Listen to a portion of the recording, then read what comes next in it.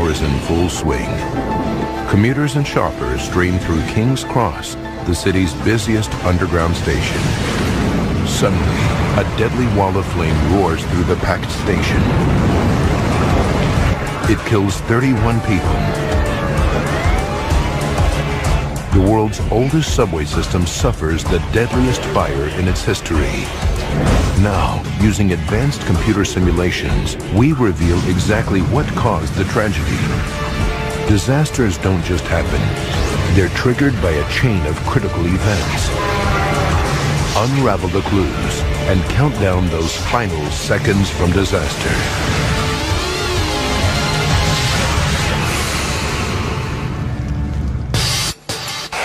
Europe, England, London. King's Cross Station, Britain's busiest rail hub. It connects above-ground trains from the north with the city's 260 miles of subway network, affectionately known to Londoners as the Tube. 5 tube lines serve 8 platforms at King's Cross. The deepest is 80 feet underground. 250,000 passengers surge through the station's labyrinth of passages every day. Wednesday, November 18th, 1987, 7:18 p.m. It's rush hour, and the city center is busy during the Christmas shopping season.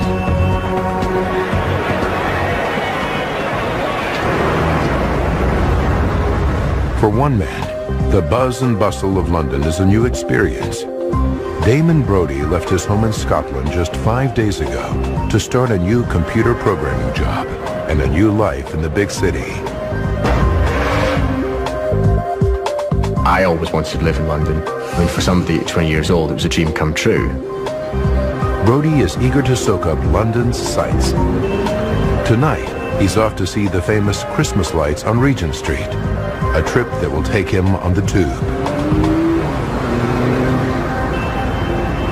But Londoners know that Christmas in the capital isn't all peace and goodwill.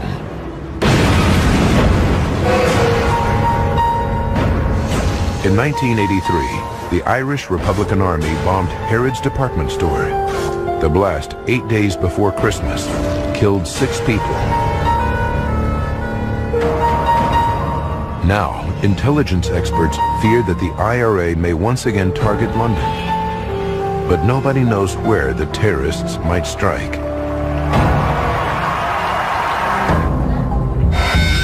"7:25 p.m. At King's Cross, 80 feet underground, passengers stream off tube trains and onto escalators, taking them to the ticket hall and the streets of London.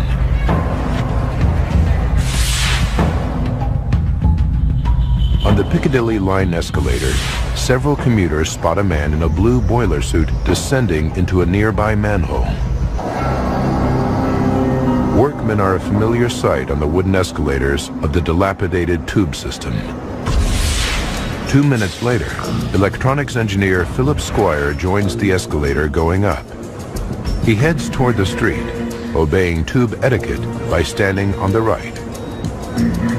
As I was standing there, I was just looking around as you do, and I happened to look down. He sees something strange. A light beneath the wooden steps. I could see this very bright glow, very intense. When he reaches the top, he finds a London Underground worker, and they look halfway down the escalator to where Squire saw the glow. But there's no sign of it. I felt a bit silly because you couldn't see anything. So to be honest, I felt stupid. Philip Squire goes on his way, embarrassed to have caused concern.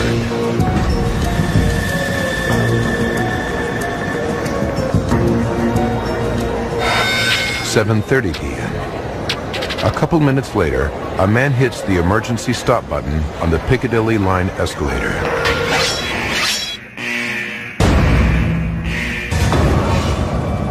A British transport policeman on routine patrol investigates. He sees a small flame on one of the wooden steps. It's not a huge surprise. Fires are a fact of life on the aging infrastructure of the tube. There have been over 400 in the previous 3 decades. The policeman heads back to the ticket hall to call the London Fire Department on his radio.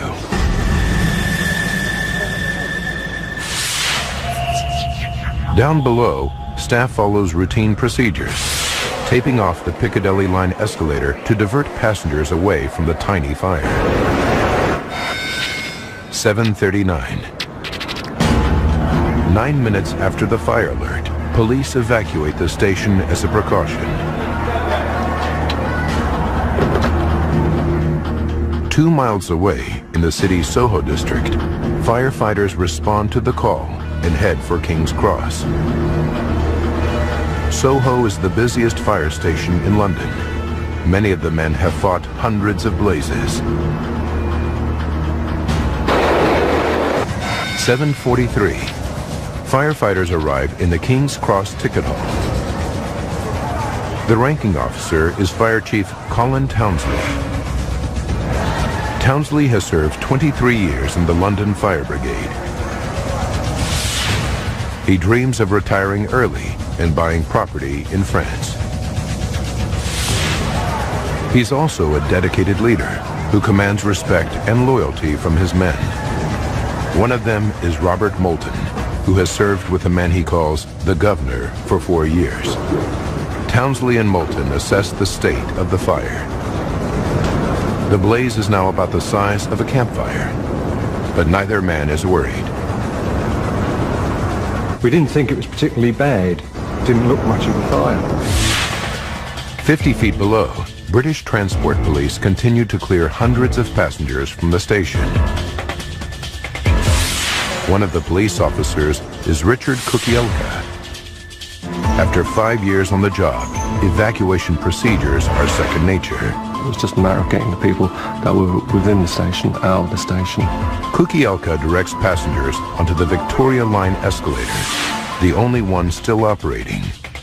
It runs parallel to the Piccadilly Line escalator and emerges in the same place, the main ticket hall, just below street level. Heading up to the ticket hall with the throng is London newcomer Damon Brodie. He was on his way to see the Christmas lights, but his trip has been cut short. Well, there was no panic, there was no rushing, there was no rush, it was just normal. 7:44 p.m. The fire has been burning on the wooden steps for almost 15 minutes, and the flames are now about 5 feet high. The blaze is 65 feet from police officer Kukielka at the bottom of the Victoria Line escalator. Fire Chief Colin Townsley is in the ticket hall. Sightseer Damon Brodie is traveling up the adjacent Victoria Line escalator.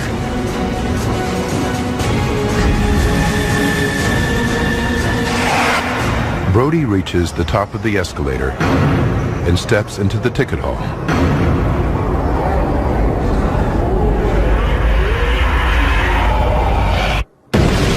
Moments later, a huge fire erupts. It was like an explosion happening in slow motion. Damon Brodie takes a full hit. The flame ignites his legs and lower body. My life sort of ended at that point.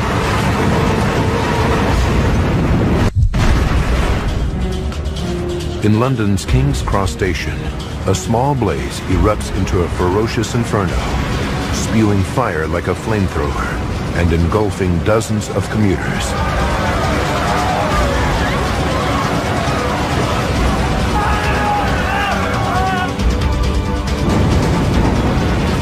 One of them is sightseer Damon Brodie. I knew that particularly the back of me was on fire quite badly and around my legs area. Thick black smoke pours out of the station exits into the street above.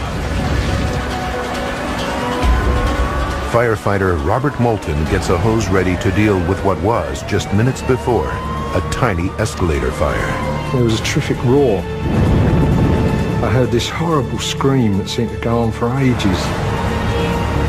The ticket hall was just full of people. Among them, his boss, Fire Chief Colin Townsley. News crews capture this scene as Moulton and his fellow firefighters grab oxygen sets and descend into the burning ticket hall to search for survivors. Our only thought was just to try and fight our way down there, get to the fire and see if we could drag anyone out. Caught in the inferno, Damon Brody rolls over and over, trying to put out the flames. Eventually, he succeeds. He's badly burned, and now he faces a new danger, dense, choking smoke. It was absolutely red hot, and I could feel it burning my throat and lungs.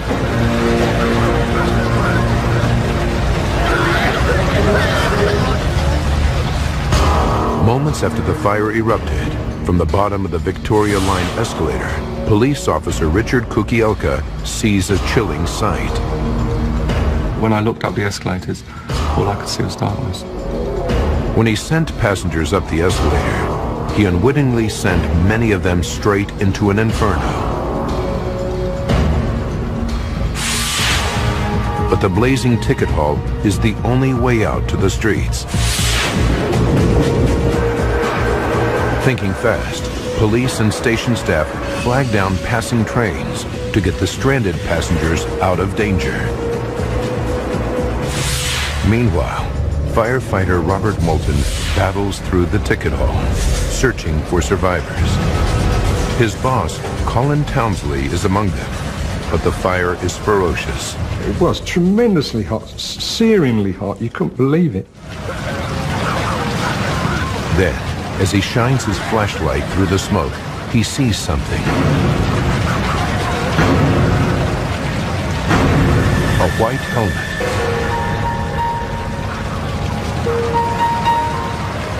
White helmets are only worn by fire chiefs. Put my face mask right up against the helmet and shone me torch on it, and I could see it was white, and I just knew it was Colin. Townsley's not moving. And even if he is alive, Moulton knows his boss's lungs will be full of toxic smoke. He rushes to get him into open air. Deep underground, police officer Kukielka thinks he's gotten everyone out, but then he hears a shout. A colleague has found a passenger slumped at the bottom of the escalators. His hair was burnt, and his head was burnt, and his hands were badly burnt. He was in a lot of pain. He was screaming and shouting, and he was in a lot of pain.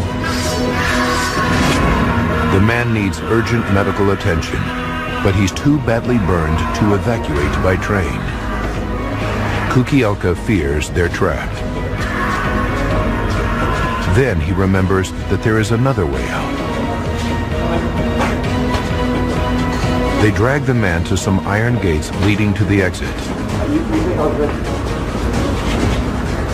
But when they reach them, they discover that someone has locked them. Open the gate! Hello! The only decision we could make then was to actually try and kick the iron gates down. Hello? Kukielka yanks frantically on the gates, but they won't budge. And he can't radio for help because his walkie-talkie doesn't work underground.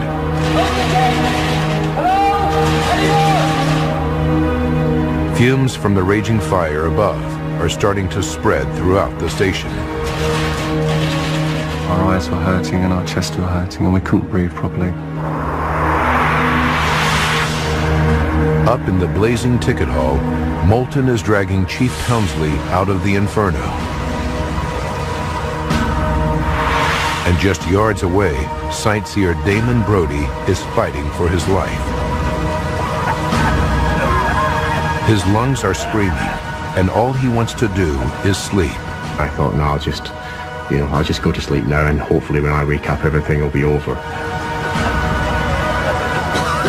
Dozens of people in the blazing ticket hall are succumbing to deadly toxic fumes. And in the streets above, news crews capture this chilling scene. Firefighters staggering out, beaten back by the intense heat and flames. Any hope of saving the people trapped just 15 feet below is quickly disappearing.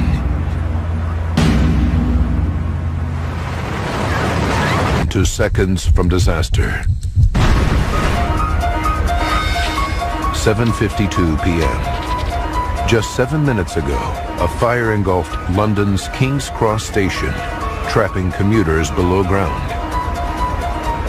In the streets above the station, it's complete chaos. Firefighter Robert Moulton gives his boss, Colin Townsley, mouth-to-mouth resuscitation to get oxygen into his lungs. The very first time I blew breath into him, he sort of coughed. So I said, "This looks good." And we, really set to it. Encouraged by the signs of life, Moulton doubles his efforts. Then paramedics rush his boss to the hospital. 50 feet underground, in one of the station's many passages, policeman Richard Kukielka is trying to get an injured passenger to safety before the fire reaches underground. But he's trapped behind a locked gate, and the gate won't budge. Then, a maintenance man appears on the other side, who has no clue that an inferno is raging above. But now he proves a lifesaver. He has a key to the exit. 32 minutes after the fire erupts, Kukielka rushes the wounded man out of the station to safety.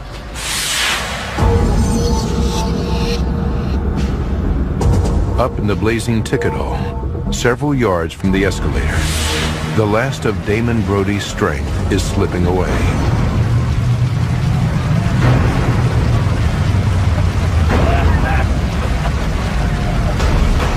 Then, the 20-year-old is gripped by a sense of injustice. I don't think this is right. I don't mind dying again in a week. I don't mind it happening in any other way, but I just don't want it to be here and now. Summoning his last ounce of strength, he crawls blindly through the smoke, searching for some way out. The ground is fiercely hot, making it an agonizing crawl. Then, through the smoke, Brody sees a stairway. He struggles upward, inch by inch. Suddenly, a hand is reaching toward him. A stranger bends down and hauls Brody up the stairs, out of the nightmare, and into safety. When I got up to the top of the stairs, it was amazing. At King's Cross, firefighters have controlled the blaze enough to venture below. But in the wrecked ticket hall, all they recover are dead bodies. Then, Robert Moulton and his fellow firefighters hear more terrible news. Their boss, Fire Chief Colin Townsley, has died at the hospital of smoke inhalation. Obviously, we're all very shocked and sorry, and it was a bit numbing, really.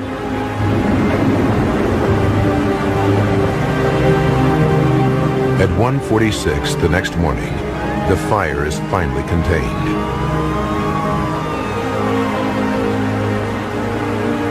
The inferno kills 31 people and seriously injures another 20.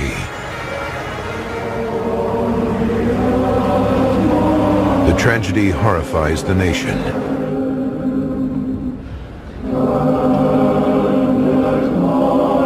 Royalty and the British public come together in grief.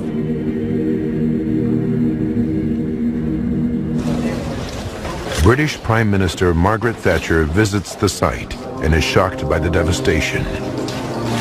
But the causes of the disaster are a complete mystery.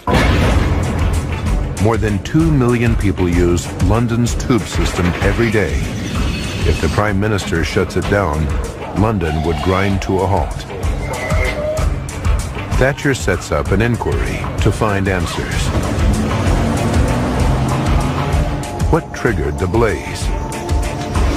And what transformed a minor fire into a deadly inferno in seconds?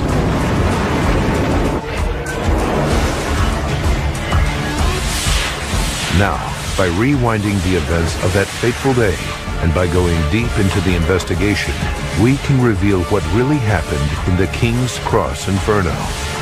Advanced computer simulation will take us where no camera can, into the heart of the disaster zone. The government appoints an investigation team of 21 experts from 5 different agencies. Engineer David Shillitoe is one of the lead investigators. Shillitoe has been an expert in major fire disasters for more than 30 years. In the burned-out shell of King's Cross, Shillitoe looks for clues to the spread of the fire. The burning patterns were fundamentally important. It was the shapes of the burning on the escalator, the way the smoke had blackened the underground structures. It was a sudden bursting forth of a major fire. Within hours, police officers track down anyone who might have witnessed the blaze. They interview hundreds of people. Several describe how a jet of flame shot up the escalator and into the ticket hall like a flamethrower. The sheer explosive force of the inferno suggests a disturbing possibility. A terrorist attack. The IRA has bombed Londoners before. Is this the start of a new chapter in its terror campaign, targeting travelers on London's tube? The investigation team calls in David Halliday, a forensic scientist who specializes in suspicious blazes. In the sealed-off station, technicians examine the wreckage of the burned-out escalator for clues. Halfway down, they find the classic pattern of scorching that indicates the fire's origin point. It's underneath the escalator, close to the running track. But they can't find a bomb crater here or anywhere on the escalator. And the metalwork isn't shattered, a telltale sign of an explosion. All of the steelwork and the structure of the escalator was in fact generally intact. Where it had distorted, it was clear that it had distorted because of heat, not an explosion. The investigation team rules out a bomb as the origin of the King's Cross fire. But they're still suspicious. The speed of the fire spread could be explained by another criminal act, arson.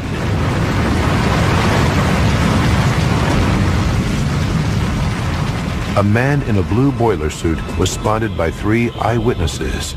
Could he be an arsonist, a former tube worker with a grudge?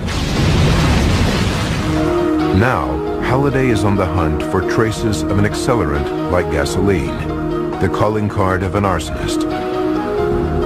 They examine the area around the fire's origin point, but there's no hint of the odor that an accelerant invariably leaves. And Halliday can see that the fire started in an inaccessible spot. It would be quite difficult to apply a flame while the escalator wheels were moving past the trackway. The man in the blue boiler suit remains an unsolved mystery. It's clearly a case of mistaken identity. 2 days after the blaze, the investigation team declares the arson theory a dead end. Investigators still don't know what caused the fire, but today they did rule out the possibility of arson. What no one can fully understand yet is the speed with which a small fire turned into an intense fireball. If this was an accidental fire, it's even harder to explain how it suddenly turned into a freakish jet of flame. And investigators still have to establish how it started. With nothing else to go on, they probe the unburned area under the escalator for clues. Here they make a disturbing find. The wooden skirting boards all along the 137-foot escalator are pocked with scorch marks. And not just one or two, 18 of them. I concluded they were actually evidence of old fires on the escalator.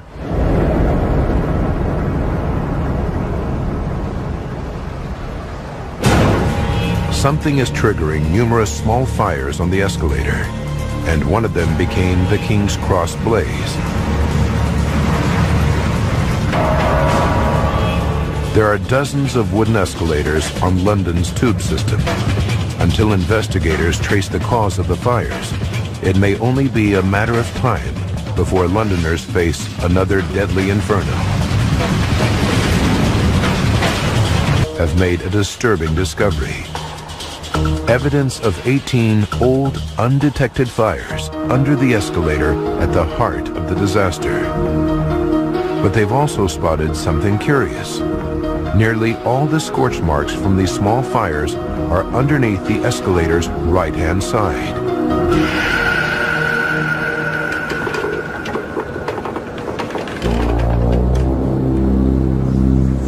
The rule of etiquette on the tube is that passengers walk up the left-hand side of the escalators and stand on the right. One thing that's easier to do while standing is lighting a cigarette.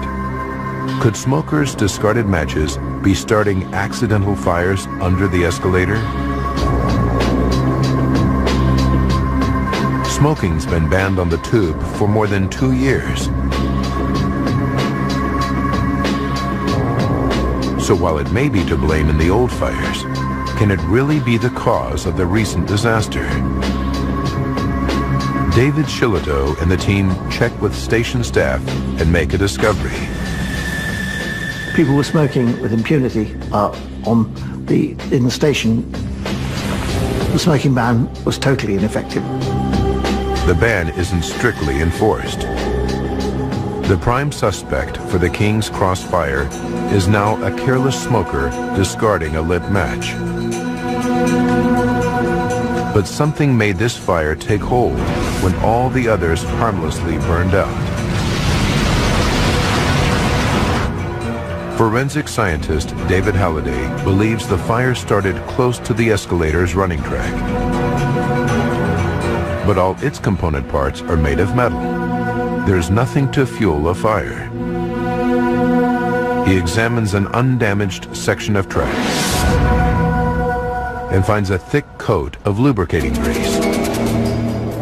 Grease alone is hard to ignite. But when he examines it more closely, it's filled with discarded tickets, candy wrappers, fluff from clothing, human hair, and rat fur.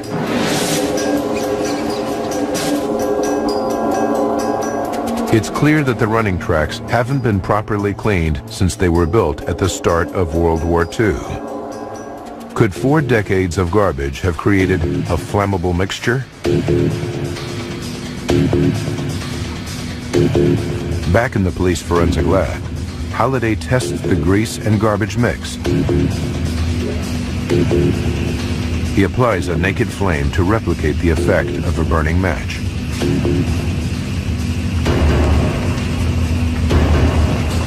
The dirty grease immediately catches fire.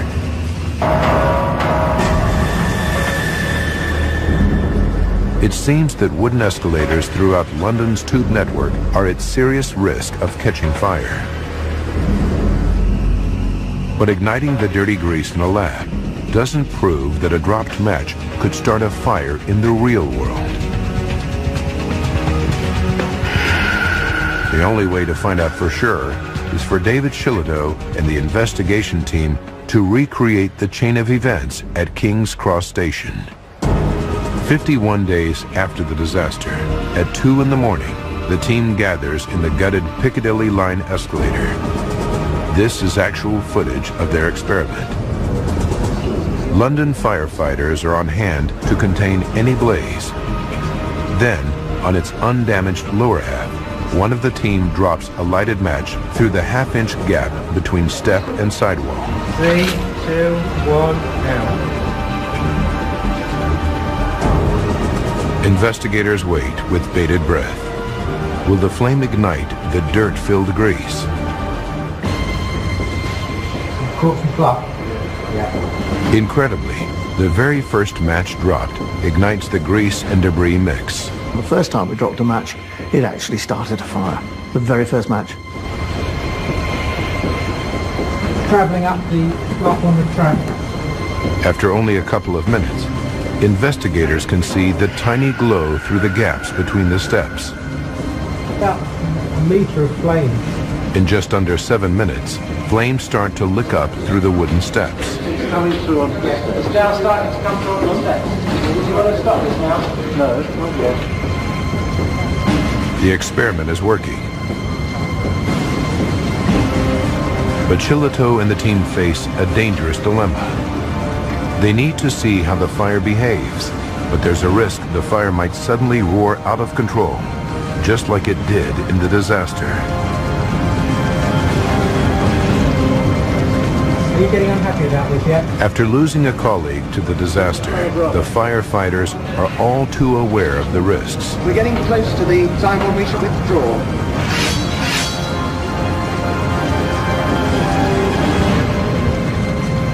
High pressure reel down here, please. We're going to put the hose down now.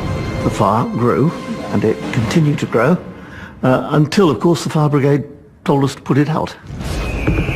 Investigators are now convinced that the King's Cross fire was started by a discarded match that ignited dirt-clogged grease.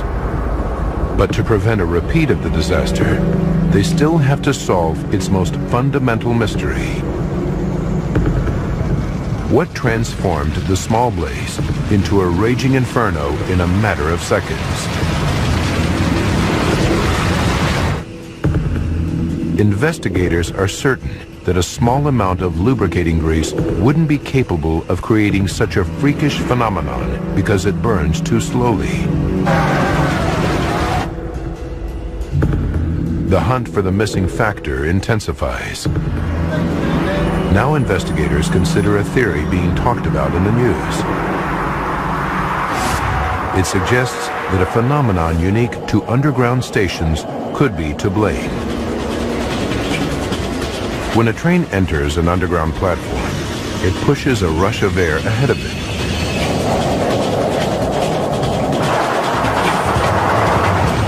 It's called the piston effect, and it helps keep the tube system ventilated. Did a high-speed rush of air act like a set of giant bellows on the fire, triggering the flamethrower effect described by witnesses?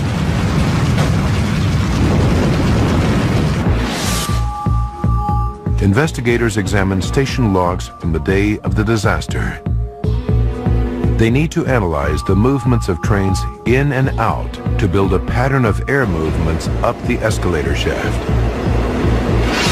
In the 10 minutes before the inferno, trains departing underground platforms would have pulled fresh air down the escalator shaft, which wouldn't have had any major effect on the fire. But they discover that at 7:42, just 3 minutes before the fire erupts, everything changes. An eastbound Piccadilly line train pulls in. Seconds later, a westbound train also arrives. The combination of two trains arriving almost simultaneously has a dramatic impact on the airflow. It sends a huge blast of air up the escalator, the same direction the fire traveled. To find out if it offers the key to the disaster, investigators have to calculate if the airflow was traveling fast enough to have a significant effect on the fire. They measure the airflow produced by tube trains and calculate that two trains arriving one after the other would make the airflow up the escalator travel at 11 feet per second. That's only 7.3 miles per hour, nowhere near fast enough to trigger the jet of flame.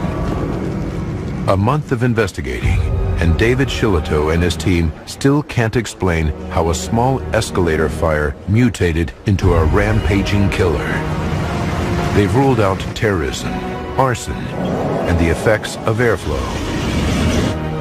An exhaustive search of the escalator shaft reveals nothing that might have acted as a superfuel on the blaze. The investigators are in desperate need of help.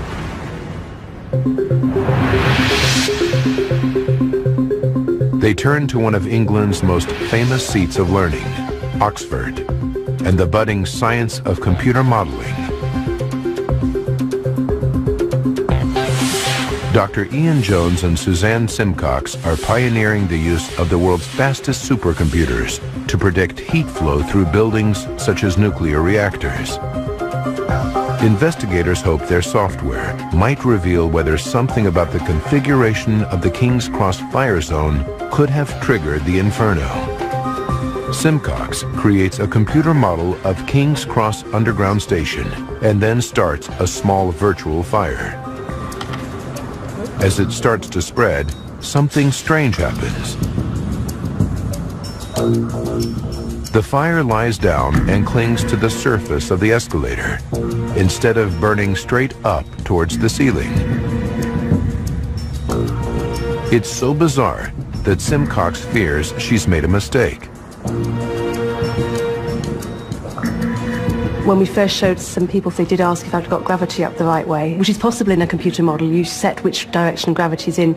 We went and checked again and found that we had got gravity the right way up. There was no mistake. The fire continues to lie low on the escalator steps.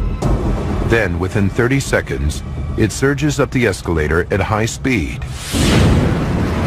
Just like the jet of fire eyewitnesses saw at King's Cross. But for the scientists, it doesn't add up. It's an impossible fire. All they can tell investigators is that it appears something about the physical configuration of the escalator drove the fire's behavior.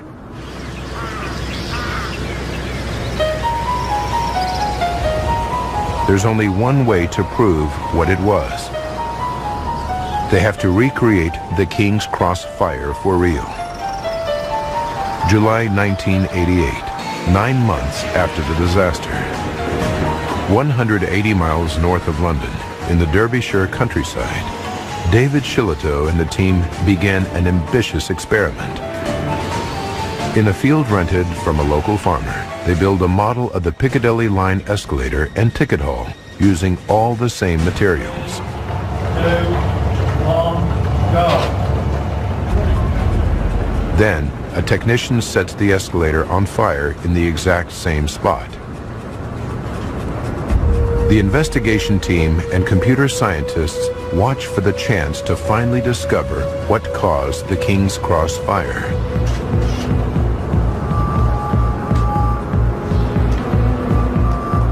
"6 minutes in, and the blaze is behaving like a normal wood fire. Its flames are standing straight up.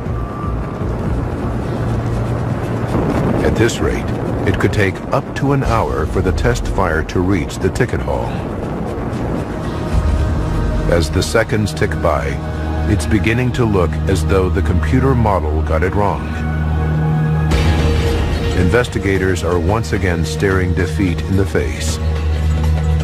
If the experiment proves a dead end, the mystery of the King's Cross Inferno may remain unsolved forever. Investigators trying to uncover the cause of London's King's Cross fire have built a wooden escalator and set it on fire. But the experiment isn't going well. The flames are standing upright and show no signs of turning into a killer inferno. Another dead end for investigators. Then, just minutes later, the fire changes dramatically. Rather than going straight up, the flames suddenly change direction. Now they lie down and start to cling to the wooden steps of the escalator, just like they did in the computer model. Temperature sensors reveal that the wooden steps directly above the fire are now incredibly hot. Within 20 seconds, investigators record temperatures of 1,500 degrees Fahrenheit. Seconds later, the flames erupt up the wooden escalator and burst into the model of the ticket hall. The scientists watch the flames in awe. Then they come to an extraordinary conclusion. Not one, but two phenomena combined to create the King's Cross Inferno.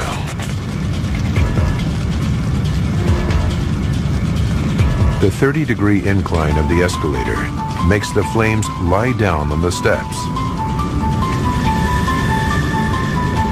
And the sides of the escalator contain the fire, creating a channel that concentrates the heat and flames and prevents them from escaping. As the fire spreads up the incline, it pushes an invisible blanket of heat and gases before it, which superheat a 65-foot stretch of wooden steps above. Seconds later, the superheated steps reach a critical temperature, around 1,000 degrees Fahrenheit, and ignite. This creates the devastating jet of flame that surges up the escalator shaft. It's a phenomenon scientists have never witnessed before. The team names their discovery the trench effect.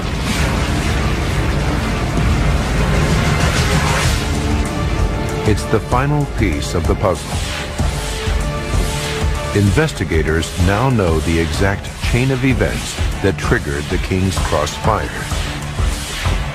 What originally started the fire, what fueled its growth, and what triggered the giant jet of flame that engulfed the ticket hall and left 31 people seconds from disaster.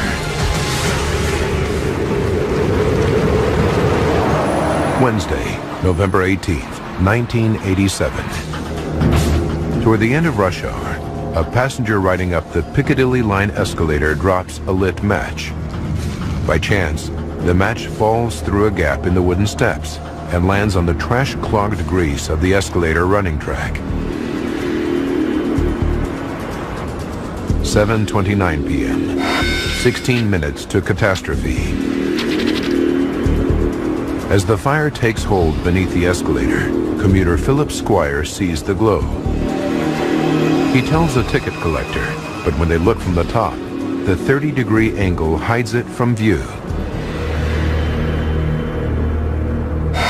2 minutes to disaster.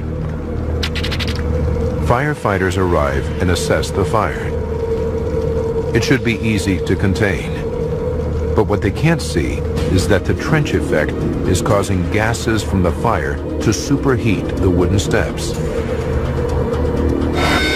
20 seconds to go. As passengers step into the ticket hall, the superheated stretch of escalator spontaneously ignites.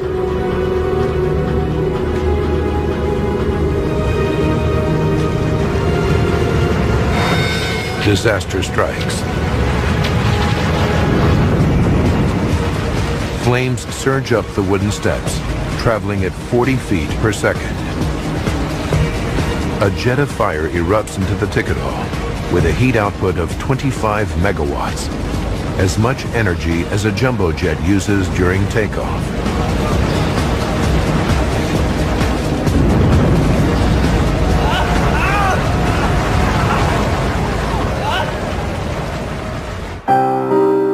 "31 people caught in the ticket hall inferno die from burns and inhalation of toxic smoke." 11 months after the disaster, the investigation team finally delivers its report. It concludes that the inferno's speed and scale was caused by the trench effect.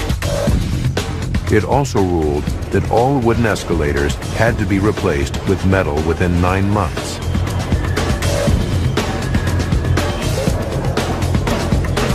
London Underground started rigorously enforcing the smoking ban after the fire. It also trained its staff in the safest and quickest escape routes. Thanks to pioneering experimental work, fire teams around the world are now aware of the hazard posed by blazes on sloping surfaces.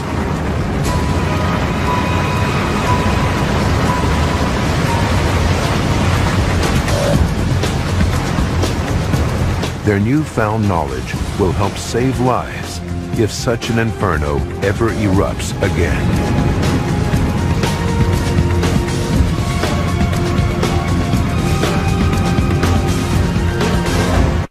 Do not attempt these. But there's no sign of it. I felt a bit silly because you couldn't see anything. So to be honest, I felt stupid. Philip Squire goes on his way, embarrassed to have caused concern.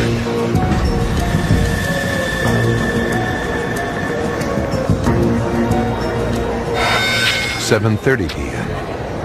A couple minutes later, a man hits the emergency stop button on the Piccadilly line escalator.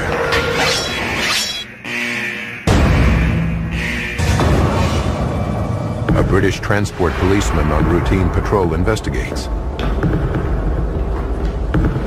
He sees a small flame on one of the wooden steps. It's not a huge surprise. Fires are a fact of life on the aging infrastructure of the tube. There have been over 400 in the previous 3 decades.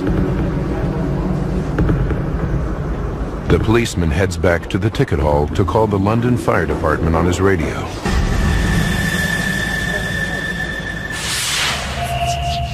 Down below, staff follows routine procedures, taping off the Piccadilly line escalator to divert passengers away from the tiny fire.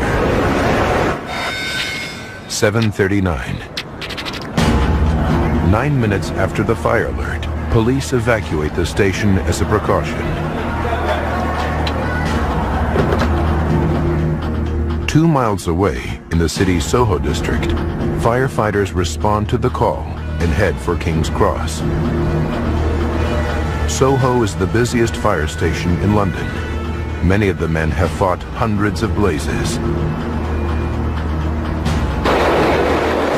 7:43. Firefighters arrive in the King's Cross ticket hall. The ranking officer is Fire Chief Colin Townsley. Townsley has served 23 years in the London Fire Brigade. He dreams of retiring early and buying property in France. He's also a dedicated leader who commands respect and loyalty from his men. One of them is Robert Moulton, who has served with a man he calls the Governor for 4 years. Townsley and Moulton assess the state of the fire. The blaze is now about the size of a campfire, but neither man is worried. We didn't think it was particularly bad. Didn't look much of a fire. 50 feet below, British transport police continued to clear hundreds of passengers from the station. One of the IRA may once again target London, but nobody knows where the terrorists might strike.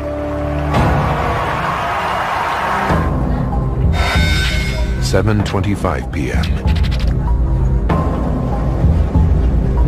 At King's Cross, 80 feet underground, passengers stream off tube trains and onto escalators, taking them to the ticket hall and the streets of London.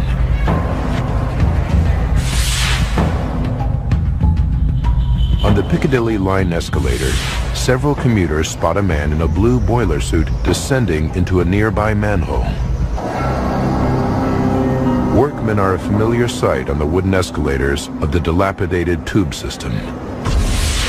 2 minutes later, electronics engineer Philip Squire joins the escalator going up. He heads toward the street, obeying tube etiquette by standing on the right. As I was standing there, I was just looking around as you do, and I happened to look down. He sees something strange. A light beneath the wooden steps. You can see this very bright glow, very intense. When he reaches the top, he finds a London Underground worker, and they look halfway down the escalator to where Squire saw the glow. Station's labyrinth of passages every day. Wednesday, November 18th, 1987, 7:18 p.m. It's rush hour, and the city center is busy during the Christmas shopping season.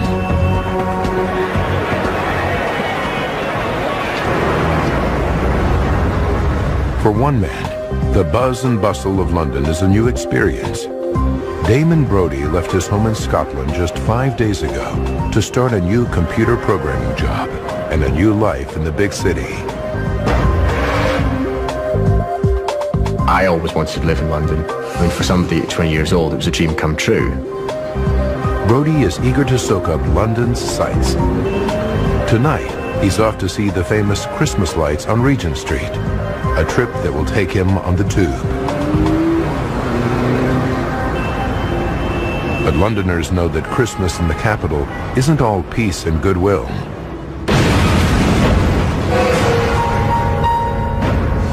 In 1983, the Irish Republican Army bombed Harrods department store. The blast, 8 days before Christmas, killed 6 people. Now, intelligence experts fear that the hour is in full swing.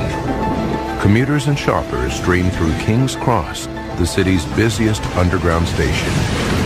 Suddenly, a deadly wall of flame roars through the packed station. It kills 31 people. The world's oldest subway system suffers the deadliest fire in its history. Now, using advanced computer simulations, we reveal exactly what caused the tragedy. Disasters don't just happen. They're triggered by a chain of critical events. Unravel the clues and count down those final seconds from disaster.